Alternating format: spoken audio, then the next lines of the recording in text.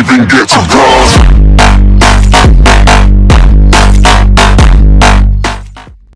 Hey, what's going on, guys? This is Ranger X, and today I'm going to be starting a new series called the G.A.G series. So basically, I got this idea. It's going to be like it's going against the grain. It's what G.A.G stands for. So basically, we're just going to say something that's either stupid or something that's just wildly unpopular that many people probably wouldn't agree with. But I'm going to fight for the case just to show you guys that this probably could have happened or it might be able to happen. So for today, this is one of those things that it could have happened, we'll never get to see it. But honestly, I believe that if T-Mac, you guys know that's Tracy McGrady, I believe if he came into this modern day league, he would eclipse anything that we've seen from Kevin Durant and LeBron James. I mean, I just, if you look back, we're gonna start from the beginning. If we look back on the old eras are basically predicated on the fact that these star players, superstar players, would be by themselves on these teams, and they would basically carry the team to the playoffs and to the championship. Usually the best teams would have about a superstar and a really good player to help, or a superstar and another star to help. T-Mac was by himself, just like how Kevin Durant did his thing by himself until Westbrook came in and Westbrook became a star. Because at first Westbrook was just a good role player, he was a good player, and he became a star shortly after that. LeBron James, you know, we all know the story with him in Cleveland. He was carrying them boys all the way. I'm going to fight the case. Honestly, I believe that T-Mac was better at his peak than what LeBron James has ever been. I'm going to show you guys a player comparison. To be fair, I showed them both at age 23, and both in kind of very good seasons for them individually. If you look at T-Mac, you know, comparing him to LeBron James in 07, 08. I'm using this LeBron James because even though he won MVP the year after, this year he did have better numbers and he was 23, so I wanted to give them a fair shot looking at their age comparisons. LeBron, he loses the scoring battle, but he beats T-Mac in assists and rebounds, which is expected. That's what LeBron's great at. His field goal percentage is higher, along with his effective field goal percentage, but we have to remember that LeBron James does do a lot of his offense comes from dunking the ball and you know, layups. He doesn't shoot a lot of jumpers, so his offense can be very limited, which means that defenses can play him a little bit better, and they can basically, if you can keep LeBron from going to the paint, you can own LeBron for the game. With players like T-Mac, Kevin Durant, you're not going to be able to own them for the game because they're going to find another way to score. They're going to either hit you with a mid-range jumper, they're going to hit you with a three-point shot, they're going to find other ways to score. They're very versatile.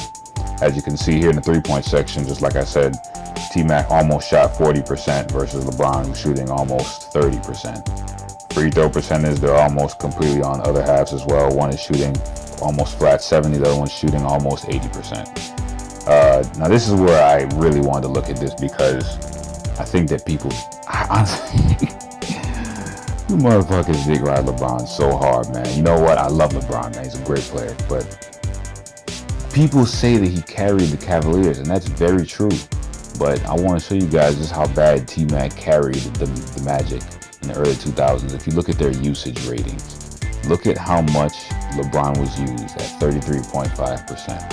Then you look at T-Mac, who was used at 35.2%. They both gave basically a third of the offense, you know. And if you look at turnovers per game, this is yet to take with a grain of salt because T-Mac does have less assists. But I'm going to show you guys in the per 36 and the per 100 that T-Mac does fare pretty well there.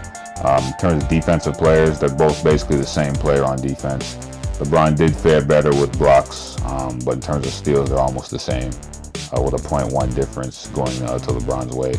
Minutes per game, they're both virtually the same as well, with one playing 40.4 versus one playing 39.4.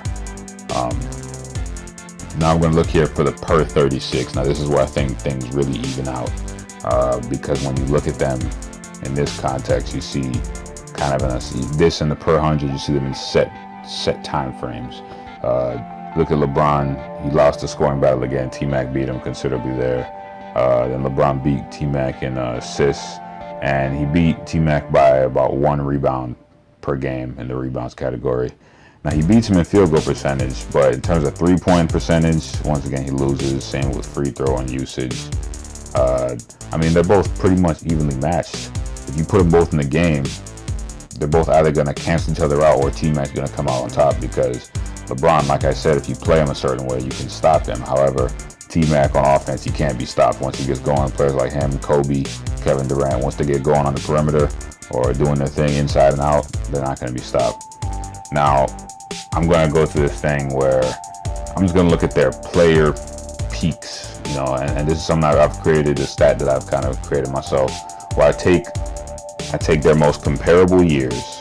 I'm not going to take like LeBron's rookie year and T-Mac's prime, or T-Mac on the Hawks versus LeBron with the Heat. You know, I'm going to pick both.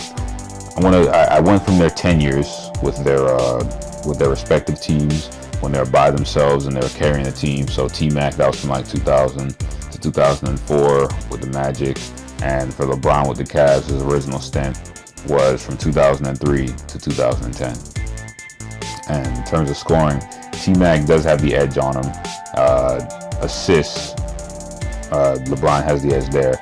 But in rebounds, you know, T-Mac and LeBron, they both have the same amount of rebounds per game, which is quite odd. You know, it shows that, I guess, in his peak, T-Mac could rebound just as good as LeBron.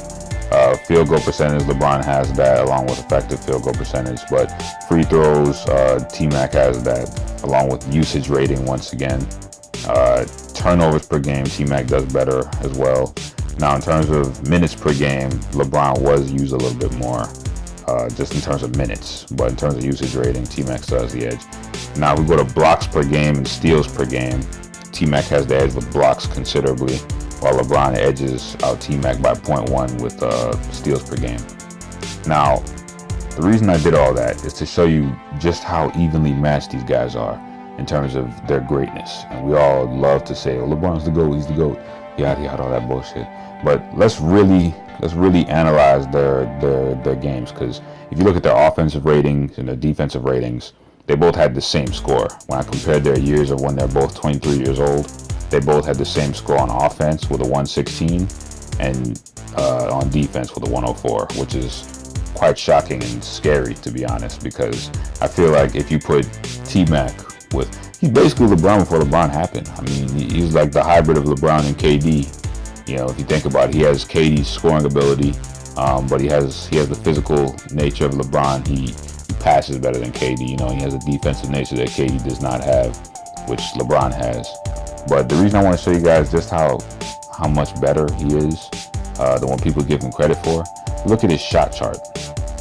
Now, before, when we were saying, you know, I was just giving LeBron a lot of praise for his field goal percentage, because it's always higher than T-Mac's in terms of just regular field goals and not 3-point percentage, but regular field goals and effective field goal percentage.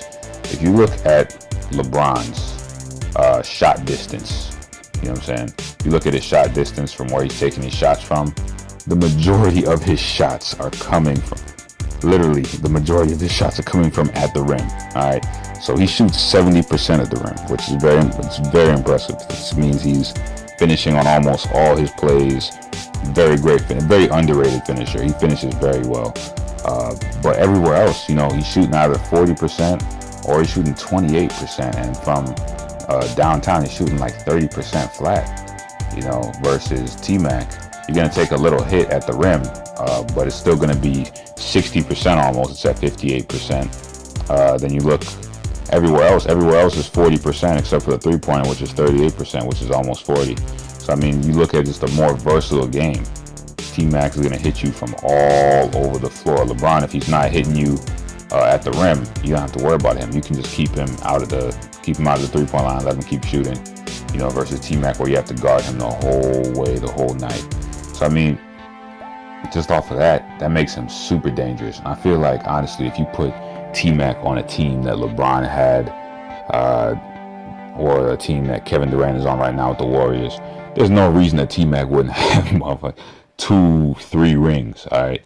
Let's just be honest. If you guys look up Kobe, who his toughest competitor was, he always says Tracy McGrady. He always says that's the hardest dude he's ever had to guard, hardest opponent to ever guard. You know, he gives credit to AI and all those boys, but T-Mac's the one, because you know what? T-Mac has length. He has the length to be a great defensive presence. He was a great defensive player. He balled out on Kobe's ass in the early 2000s. He used to, before he got injured with the Rockets. before he sustained major injuries. And honestly, I just feel like if T-Mac was playing in this league right now, he would have about 2 to 3 rings. And the whole if T-Mac was legitimately a Hall of Famer talk, that's ridiculous. He's a 2-time scoring champ. He yanked those Magic to the playoffs. You know, again, he did battle against that Detroit Pistons team. But I'll catch you guys later. I'm gonna keep doing these gags, just going against the grain.